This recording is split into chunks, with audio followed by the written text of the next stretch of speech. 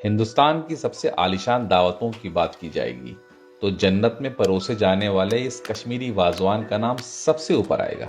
ये 36 जायकों वाला वाजवान कश्मीर की किसी भी शादी में उतना ही अहम होता है जितना कि दूल्हा और दुल्हन। ये कश्मीरियत का दस्तरख्वान जायका ही नहीं, विरासत भी है और रियासत भी, जश्न भी है और जज्बात भी। और वादिये कश्मीर के इस जज्बे में आपका खैर मकदम है।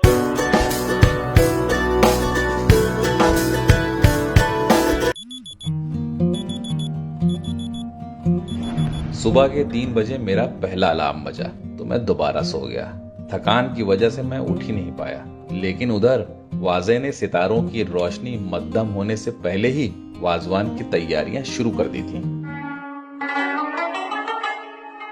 एक दौर में सरजमीन कश्मीर रेशम राजमार्ग का चौराहा हुआ करता था और रेशम के सौदागर यहाँ कयाम करते थे। और इसी वजह से पर्शिया से लेकर के रशिया तक की तहजीबें आहिस्ता आहिस्ता इस वादी में जज्ब हो गईं। सन 1398 में जब मंगोलिया सल्तनत के शहंशाह तैमूर लंग ने हिंदुस्तान पे कब्जा किया तो उसके साथ समरकंद से ये बावर्ची यानी वाजे भी आए और इन्हीं वाजों ने फारसी और अफगानी तकनीकों से तराशा ये कश्मीरी दस्तरखान, जिसे आज वाजवान कहते हैं। श्रीनगर अंधेरे का ये लिहाफ उठा के थोड़ा सा और सुर्ख हुई तो मेरा अलार्म दोबारा बजा। मैं उठ के सीधा वाजे के खेमे में भागता हुआ पहुंचा तो शामियाने में वलीने के वाजवान जोश में आ चुका था। और अगर आप सोच रहे हैं कि मैं कौन हूँ, वाजवान की सारी डिशेस कोशिश करूंगा, एक एक करके दिखाऊंगा। तो मैं हूँ गौस बजाज, इस कहानी का सूत्रधार। शामियाने में मेरी मुलाकात सबसे पहले वास्ता वाजा यानी हेड शेफ से हुई और बाकी दावतों की तरह आज का वलीमा भी इन्हीं की जिम्मेदारी पे है। और ये गुलजार वाजा के नाम से श्रीनगर में काफी मशहूर है। वाजा ने बड़ा सजा के गोश्त के टुकड़े करते हुए सधे हुए अल्फाजों में मुझसे मुखातिब होकर वाजवान की कुछ अहम शर्तों से वाकिफ कराया। इस वाजा का 150 साल पुराना पुश्तैनी तजुर्बा बोला, असली वाजवान सिर्फ भेड़ के ही गोश्त का बनेगा और उसके हर हिस्से से वाजवान का एक मुख्तलिफ जायका तैयार किया जाएगा। इन भेड़ों की उम्र 12 से 18 महीने के दरमियान होनी चाहिए और जिबा होने से 1 घंटे के अंदर थिरकते हुए गोश्त का ही वाजवान बनना चाहिए। भवें उठाकर बड़े फख्र से बारीकियां बताते हुए रान से तराशते हुए पारशे का एक टुकड़ा उतार दिया।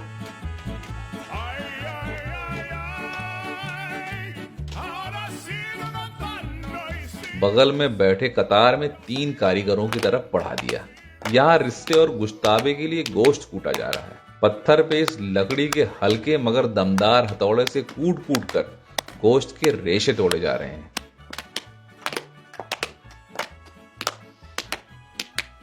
अखरोट से बनी इस लकड़ी के हथौड़े को तुकनी कहते हैं और इस पत्थर को कैम। इस पहले कारीगर ने गोश्त के टुकड़ों को कूट कूट कर एक कर दिया। फिर इस दूसरे कारीगर ने उस कीमे को इतना कूटा कि रेशों की नसें टूट गईं और जो नहीं टूट पाईं उन्हें निकाल के बाहर कर दिया।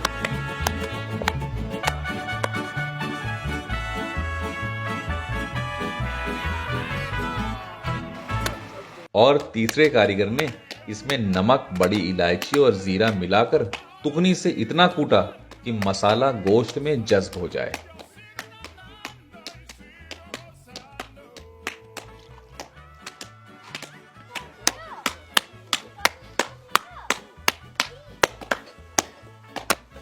अब इसमें क्या क्या डाला है अभी आपने? इसमें सिर्फ चर्बी, मीट है, चर्बी है और नमक नमक और ये बड़ी इलायची, ये है। बड़ी इलायची।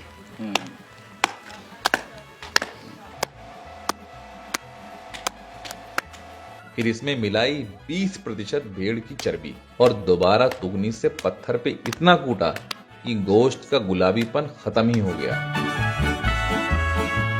और चिपचिपा लस पैदा हो गया, मानो गोश्त का गूदा। इस गूदे को वाजा ने बहुत संभाल के हाथों के बीच बहुत नरमी से हल्के हाथ से घुमा घुमा कर कोफ्ते नुमा गोलों में तब्दील कर दिया। वाजा एक ही साइज के बराबर गोले बनाते हुए इन कोफ्तों को गर्म पानी में आहिस्ता से टपकाता जा रहा था। गर्म पानी में जाते ही थोड़ी देर में ये कोफ्ते सोखते जैसे हो जाएंगे। फिर इनसे रिश्ता और गुश्ताबा बनाया जाएगा।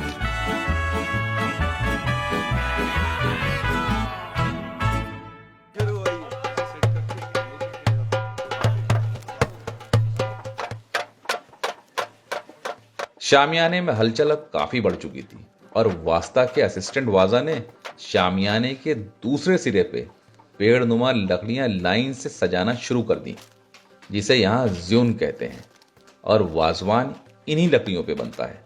गुलजार वाजा की टीम के 25 कारीगर किसी ऑर्केस्ट्रा की तरह उनकी उंगलियों के इशारे से ही अगली धुन समझ जाते थे। इशारा मिलते ही कलाई वाली तांबे की बड़ी बड़ी डेगें इन दहकती हुई लकड़ियों पे चढ़ा दी गईं। पानी से आधी भर के गोश्त और नमक डाल के उबालने के लिए छोड़ दिया गया। उबालने के बाद इसी गोश्त का अर्क वाजवान के हर जायके को उसका शोरबा देगा। इसका सूप निकाला। अच्छा। कई सारे वाजे अपने अपने सेक्शंस को सब कुछ देखते रहते हैं और पूरी प्रिपरेशन एक लाइन से बनती है। फिर वाजा ने मुझे बड़े ही प्यार और खुलूस से वाजवान की हर एक डिश बनाते बनाते तकनीक और बारीकियों से वाकिफ कराना शुरू किया। सबसे पहले वाकिफ कराया उन 2 अहम इंग्रेडिएंट से जो वाजवान की रूह हैं। ये डेग में रखी एक जवा की लहसुन नुमा प्याज है, जिसे प्राण कहते हैं।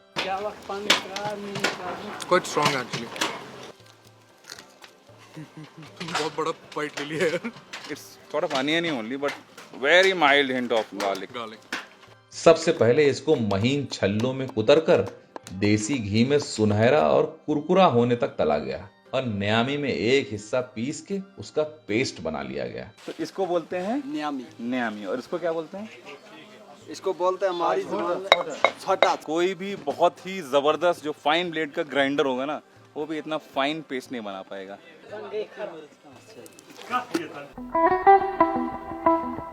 और फिर वाजवान का दूसरा सबसे अहम इंग्रेडिएंट लेकर आए। वो है ये खूबसूरत सुर्ख साबुत कश्मीरी मिर्च।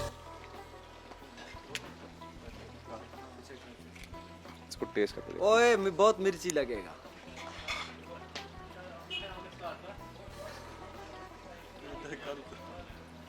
स्वीट चिली के कॉम्बिनेशन में हल्की सी, जैसे कहते हैं ना, मिर्च में हल्की सी एक मिठास होती है, वो हल्की सी इसमें से, और इसमें हल्का सा टाइनी खट्टापन है, बहुत थोड़ा सा। इस कश्मीरी मिर्च को पानी में भिगो के मुलायम किया जाता है और फिर बारीक होने तक पीस लिया जाता है। फिर मिर्च के इस गूदे को पानी के सहारे छान के कश्मीरी मिर्च का ये लाल सुर्ख अर्क निकाल लिया गया। वाजा ने बताया कि वाजवान को वाजवान बनाने में इन दोनों इंग्रेडिएंट्स का सबसे अहम किरदार है।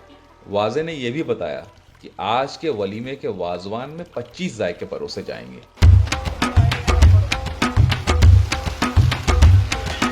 और मुझे अपने पहले जायके की तैयारी दिखानी शुरू की, जिसे मेथी मास कहते हैं। ये तौलिए की शक्ल की पेट की परतें मोटे टुकड़ों में कूट के उबाल ली गईं और छान के एक छोटी सी तांबे की कलाई वाली डेगची में गोश्त के रस में दही, कश्मीरी मिर्च और खुश्क मेथी के साथ गाढ़ा होने तक तेज आंच पे भुना गया। तो ये मखमली मेथी मास तैयार हुआ। और ये सबसे पहली डिश है जो वाजवान की त्रामी में लगाई जाती है। ये हो गया, इसका बनता है ताइन वाला कोरमा।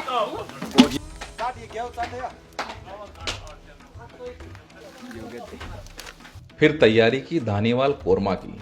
ये जायका सिर्फ रान के गोश्त से घी में बनता है। लकड़ी के चम्मच से गोश्त भूनने के बाद जब घी ऊपर आया तो दही, हल्दी और धनिया पाउडर डाल के तैयार होने तक वाजे ने देर तक भूना। तैयार होने पर यह सब्ज धनिया के साथ त्रामी में परोसा जाएगा।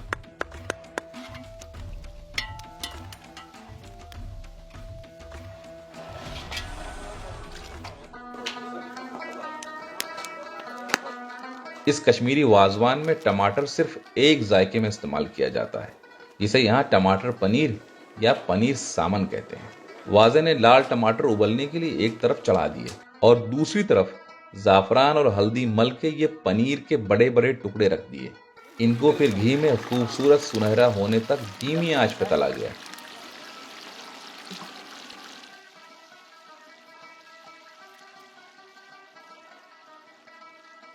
उसके बाद टमाटर को पीस के उसका गाढ़ा अर्क छान के टमाटर का गाढ़ा शोरबा मसालों में भून के तैयार किया गया और पनीर डाल के तेज आंच पे बगैर चम्मच लगाए भून के आंच से उतार लिया। फिर मुकम्मल टमाटर का शोरबा लगा के वास्ता वाजा ने टमाटर पनीर भी तैयार कर दिया। क्या जबरदस्त और खूबसूरत डिश निकल के आई है ये। वाजे ने फिर अगली दस्त यानी भेड़ के कंधे का गोश्त लिया रोगन जोश बनाने के लिए। रोगन यानी चर्बी और जोश माने तेज आंच पे जोश आने तक पकाना। वाजे ने ठीक वैसा ही किया। दही, कश्मीरी मिर्च का अर्क, मवाल के फूल का अर्क और प्राण के पेस्ट में रोगन जोश की चारों डेगें एक साथ जोश देते हुए भूनना शुरू कर दी। बहुत खूबसूरत बना है। Very good. तैयार होने पे क्या खूबसूरत जरदई रंग आया है इसमें। क्या बोलते हैं? ठीक है भाग्य। ओ भाई ये नो। सलामे वाजवान रोगन जोश को इसको बोलते बोलता है रोगन जोश। हैं। हाँ, रोगन जोश को क्या बोला गया? सलामे वाजवान बोलते हैं। हाँ, क्यों? क्योंकि सबसे मशहूर डिश है। इसको सबसे- बना है ना वो पिक्चर जो बनाया उसमें लगा है ना ये गाना सलाम अच्छा। डिश ओरिजिनली कश्मीर की है और वाजवान की सबसे जबरदस्त और सबसे खूबसूरत डिशेस में एक है। कहीं भी आपने अगर कश्मीर के अलावा कहीं भी रोगन जोश खाया है तो अभी आपने रोगन जोश नहीं खाया है। Mark my words, rogan josh अभी आपने नहीं खाया है। और इसी रोगन जोश से मिलते जुलते मसालों में रिश्ते के गोले पहले ढेर सारे गोश्त के अर्क में डुबोए गए और सभी मसालों में जोश आने तक तब तक उबाले गए जब तक इन रिश्तों के बीचों बीच शोरबा जज्ब न हो जाए।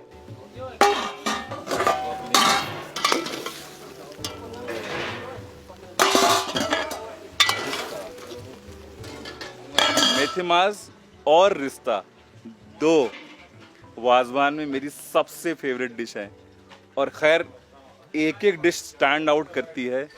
आपकी ये आपको ये ज्यादा पसंद है कि गुश्ताबा ज्यादा पसंद है? हमें सब कुछ अच्छा लगता है।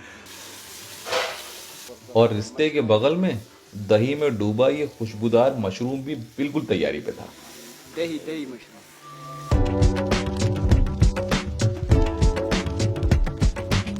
इतने में दूल्हा और दूल्हे के बड़े भाई शामियाने में तैयारियों का जायजा लेते हैं। इज द ग्रूम मुबारक।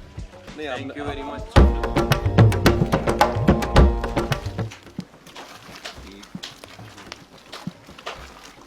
वक्त की नज़ाकत को मद्देनजर रखते हुए वाजे ने गुश्ताबे की तैयारियां शुरू कर दी।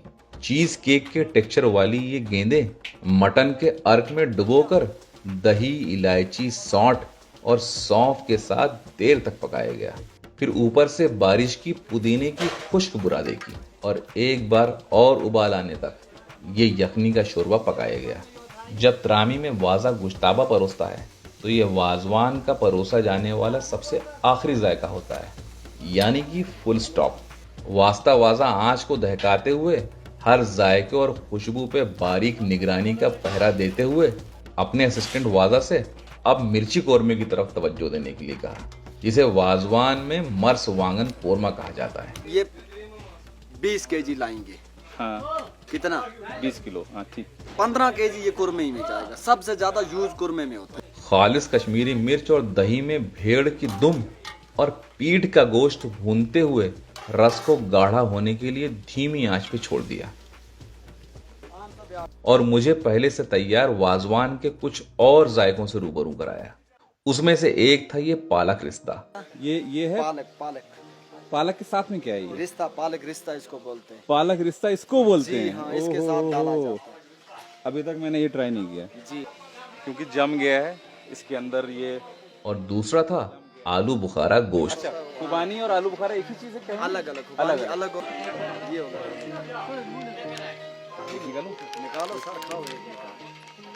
इसमें ये खटमिठा खुश्क आलू बुखारा गोश्त के साथ कश्मीरी मिर्च में पकाया जाता है। ये वाकई में बहुत ही मुख्तलिफ और नायाब जायका होगा।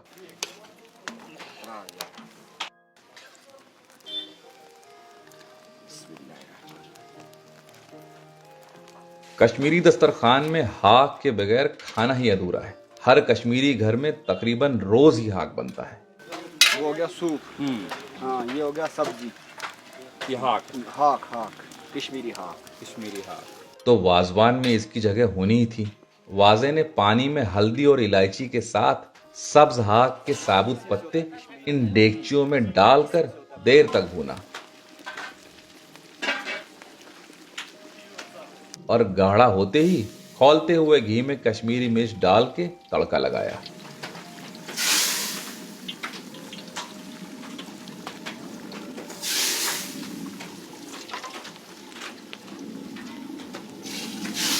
प्रान, प्रान डाल, कश्मीरी प्राण। फ्राइड प्रान। तो आप कब डालोगे जी, हमें तो आप कब डालोगे? और एक आखिरी बार तेज आंच का उबाल दिया।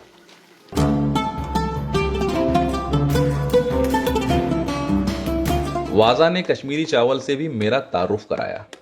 ये वाला चावल, ये वाला, ये और किसी जगह नहीं मिलेगा।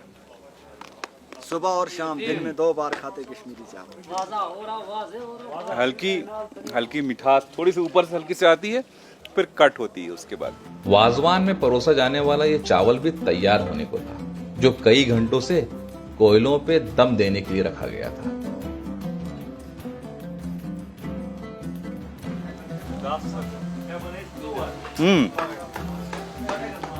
एकदम बेस्ट होगा इसमें।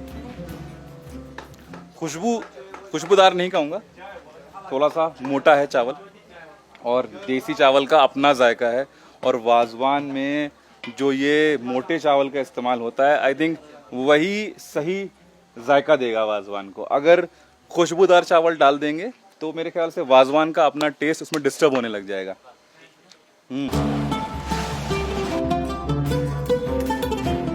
ये बासमती चावल से बनने वाला कश्मीरी पुलाव, जो हल्दी, जाफरान, ड्राई फ्रूट्स और किशमिश के साथ दूध में बनता है, ये भी तैयारी पे है। और इसके बगल में इस दूसरी बड़ी सी डेग में आज के वाजवान का इकलौता मीठा जायका, ये सूजी का हलवा भी तैयार हो चुका है।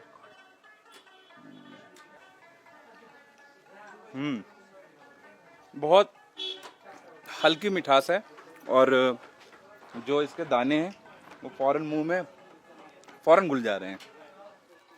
वाजा जोर से बोला, विरका ले आओ, तबकमाज बनाना है। मैं सोचने लगा अब ये क्या बला है।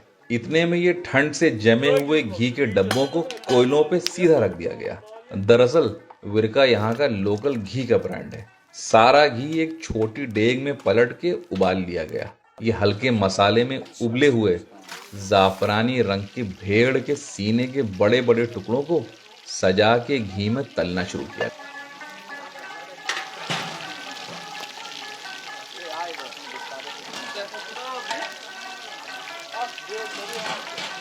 आई थिंक तबकमाज एक ऐसी डेलिकेट नहीं कहेंगे, ऐसी कॉम्प्लेक्स डिश है कि अगर उसको कोयलों पे धीमी आंच पे नहीं पकाया जाएगा तो इसके जो मीट के जो बीच में स्ट्रिंग्स हैं वो सॉफ्ट नहीं हो पाएंगे। कोयलों की दहक धीमी रखी गई ताकि तबकमास की ऊपरी सतह कुरकुरी हो जाए और निचली सतह में लदी हुई चर्बी पिघलने भी न पाए। और ये कारीगर भी बहुत सलीके से इन तबकमास के नमकीन टुकड़ों को बड़ी तवज्जो से घी में नहलाते हुए सेक रहा था और एक एक करके डेगची में परत दर परत लगाता जा रहा था, क्योंकि जब त्रामी सजनी शुरू होगी तो इस तबकमास की ऊपरी सतह एक बार और कुरकुरी करके गर्मा गर्म परोसी जाएगी।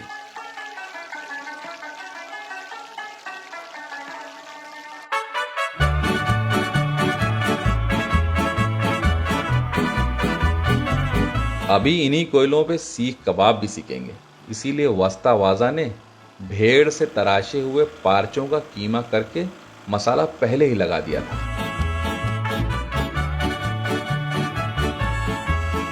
मैंने सोचा एक बार बाकी तैयारियों पे भी नजर दे दूं, क्योंकि मेहमानों की आमद का सिलसिला अब शुरू हो चुका था।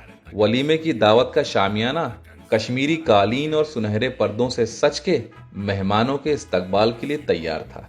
मैं वाजवान की तरफ वापस आया तो कबाब बस सिक कर अभी अभी उतरे थे।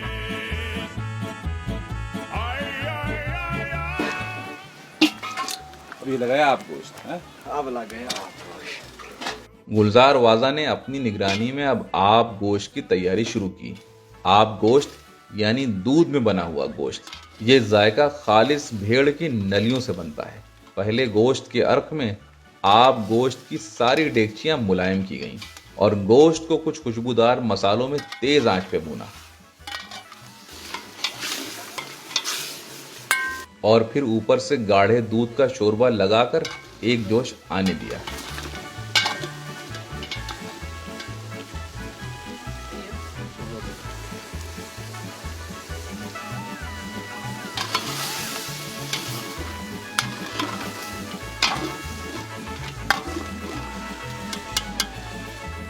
और आंच से उतार कर गोश्त को धुलते हुए सारा शोरबा एक डेगची में इकट्ठा कर लिया। वाजों ने तैयारी से पहले इसे एक आखिरी बार चखा, क्योंकि ये वाजवान में कश्मीरियों का सबसे पसंदीदा जायका है। 2 बज चुके हैं और आप गोश्त में दूध लगने का मतलब त्रामी परोसने की तैयारियां कुछ देर में शुरू हो जाएंगी।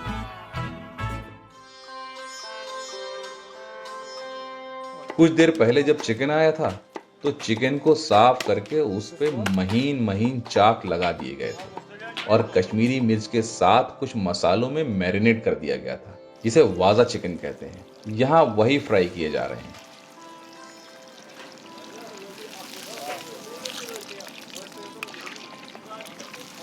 क्योंकि तरामी में सबसे पहले ये वाजा चिकन सीख कबाब और तबकमाज मेथी मांस के साथ परोसा जाएगा।